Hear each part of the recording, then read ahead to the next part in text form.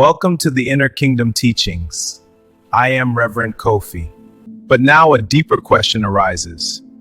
If you are not your thoughts, then who is the person you believe yourself to be?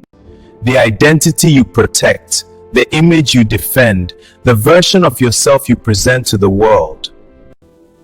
What is it really? Today we uncover the ego. The ego is not something physical. You cannot hold it, you cannot see it directly, and yet it controls the lives of many. The ego is a mental construction, a collection of thoughts, memories, beliefs, and experiences that you have gathered and called me. It is the story you have told yourself over and over again. And eventually you began to believe that the story is who you are. You were not born with an ego. As a child, you simply were. There was no comparison, no judgment, no need to prove yourself. But as you grew, you were given a name, you were told who you are, you were praised, you were criticized, and slowly you began to build an identity. You learned what is acceptable, what is not. You learned what brings approval, what brings rejection, and to survive, you created a version of yourself that fits in, a version that is accepted, a version that is safe. And that version became the ego. The ego feels real because you have believed it for so long. But let us examine it. What you call yourself today is not the same as years ago. Your beliefs have changed, your personality has changed, your desires have changed. So what is this self that keeps changing? It is not fixed.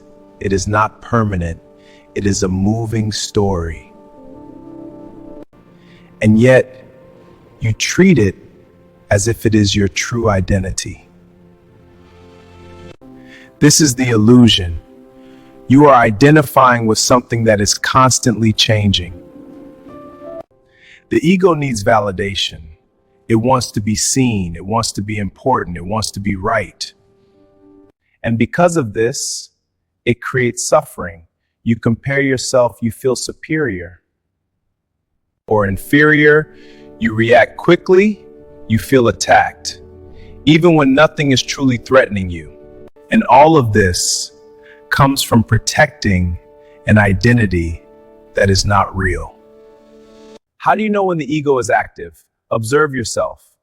When you feel the need to prove something, when you feel disturbed by someone else's success, when you react without awareness, when your peace depends on external validation, that is the ego. It is not calm, it is not stable, it is always seeking something. The ego reacts, the true self observes. The ego is noise, the true self is silence. The ego is fear, the true self is awareness.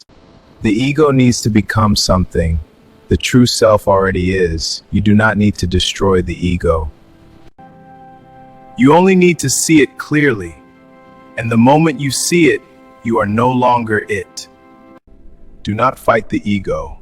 Fighting it is still ego. Instead, observe it.